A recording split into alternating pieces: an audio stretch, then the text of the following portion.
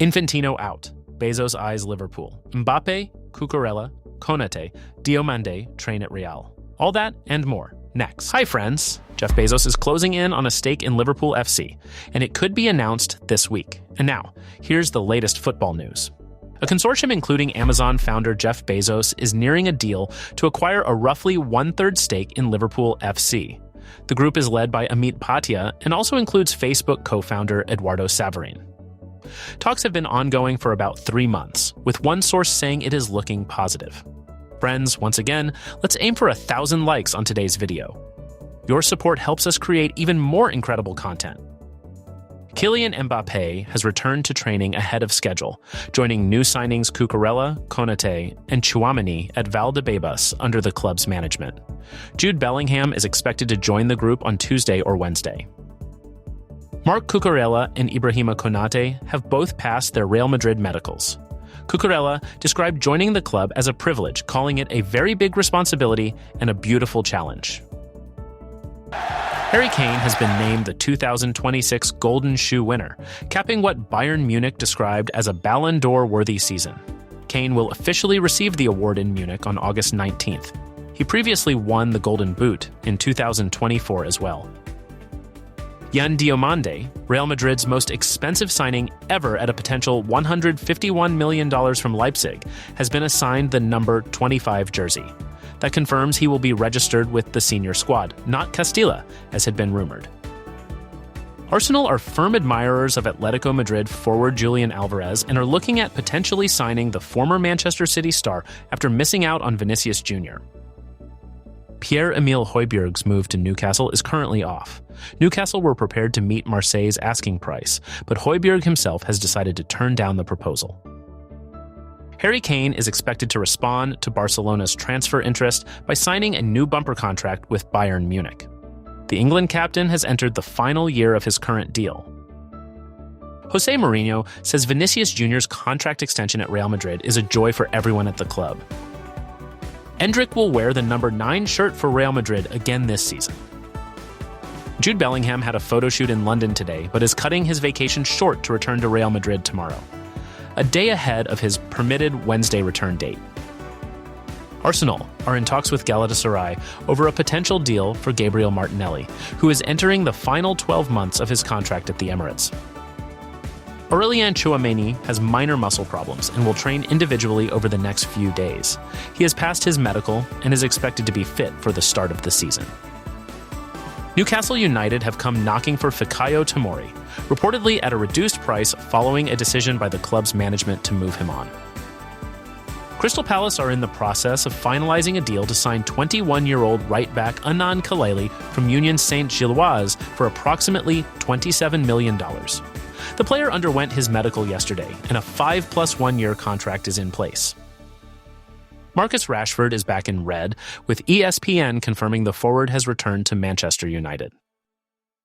Manchester United are reportedly looking to finalize up to 8 transfers this week, with reports suggesting around $113 million worth of talent could be arriving at Old Trafford. The Carabao Cup second-round draw takes place tonight, with Chelsea, Tottenham, and Newcastle all entering the competition at this stage.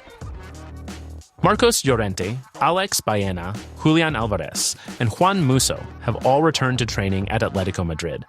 The club says they will follow a specific work plan over the coming days before rejoining the main group.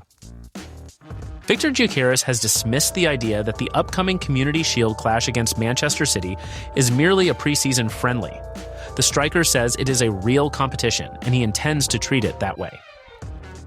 Brazil coach Cuca says Neymar is greatly missed, underlining the ongoing absence of the veteran forward from the national setup. FIFA's official World Cup account has celebrated Javier Zanetti as a legend of the game, paying tribute to the Argentine icon in the aftermath of the 2026 tournament.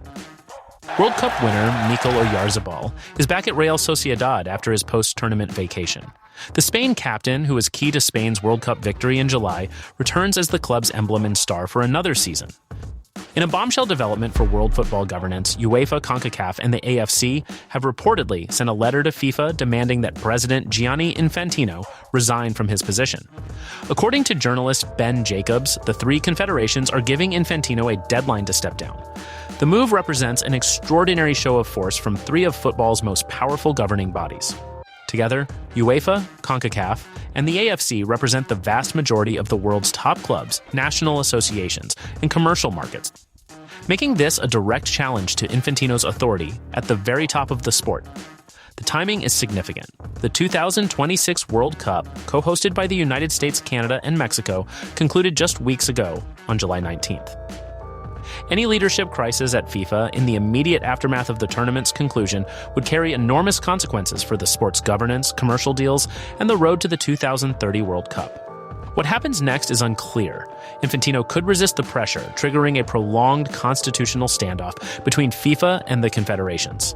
Alternatively, the weight of three major bodies acting in concert could force his hand. The football world will be watching closely in the coming days for any official response from FIFA headquarters in Zurich. Amazon founder Jeff Bezos is nearing a deal to become a co-owner of Liverpool FC, a consortium led by Amit Bhatia, which also includes Facebook co-founder Eduardo Savarine, has been in discussions with Fenway Sports Group for approximately 3 months, with one source telling Sky News the talks are looking positive. A deal to sell roughly a 1/3 stake in the club could be announced this week. FSG have owned Liverpool since 2010 and have overseen a period of sustained success, including a Premier League title and a Champions League trophy. However, the scale of investment required to compete at the top of the modern game has made outside capital increasingly attractive. Selling a partial stake rather than the whole club allows FSG to retain control while bringing in significant new funding. The financial implications are substantial. Liverpool are one of the most valuable football clubs in the world, and a 1/3 stake sale at current valuations would represent a transaction worth hundreds of millions of dollars. Bezos, whose net worth is estimated in the hundreds of billions, would bring not just capital, but enormous global profile and commercial reach through the Amazon brand. For Liverpool supporters, the key question is what this means for transfer spending and infrastructure investment going forward. The club has already been back to work this week as preseason preparations ramp up. An official announcement, if it comes, could reshape the club's ambitions for the seasons ahead. Real Madrid have kicked off their 2026-27 preseason with a statement week at Valdebebas. Kylian Mbappé has returned earlier than expected, joining new signings Marc Cucurella, Ibrahima Konaté, Aurélien Tchouaméni, and Yan Diomande in training under the club's management. Jude Bellingham is set to arrive as early as Tuesday, cutting his vacation short by a day. The scale of Madrid's summer business is striking. Cucurella and Konaté have both passed their medicals and are officially part of the squad. Diomande, the club's record signing at a potential $151 million from Leipzig, has been assigned the number 25 jersey, confirming he will be registered with the senior squad rather than Castilla. The full squad numbers for the 2026-27 season have been published, with Cucurella, Dumfries, Konaté, Bernardo Silva, and Diomande all appearing on the club's website. Mourinho has also promoted young defender Thiago Pitarch to the first team, while Raul Asensio takes the number 2 shirt. The depth and quality of this Madrid squad heading into the new La Liga season is considerable, and Mourinho's comments on Vinicius Jr.'s contract extension, which he called a joy for everyone, suggest the dressing room mood is positive. Bellingham's imminent return will complete the picture. With the La Liga season calendar now published and key dates set, Madrid's preparations are firmly on track.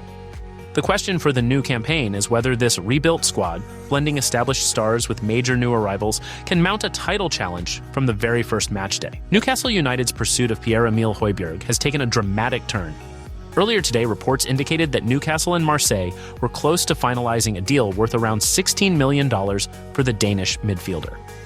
Newcastle manager Matthias Gisele had personally pushed for Hojbjerg as his priority midfield target.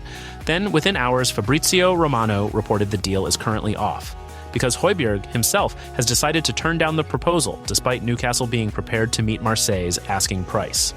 The saga illustrates the complexity of modern transfers. Newcastle had done their part. They were willing to pay what Marseille wanted, but the player's own decision-making has become the decisive factor. Hojbjerg, 31, has options and is clearly weighing his choices carefully before committing to a move. For Newcastle, this is a setback in their midfield rebuild. Gisele has been clear about wanting Hojbjerg, and the club's willingness to pay the fee shows how highly rated the Dane is. The question now is whether Newcastle can convince him to reconsider, or whether they pivot to an alternative target. The club have also been linked with Fikayo Tomori at the back, suggesting they are active across multiple positions this window. Hojbjerg's next move will be watched closely. If he is turning down a Premier League club prepared to match his club's valuation, it suggests either a more attractive offer is on the table elsewhere, or he is content to remain at Marseille for now. Either way, Newcastle's midfield search continues. Guys, don't forget to like, comment, and subscribe for more exciting football news. Stay tuned for our next video. Until then, take care and see you soon.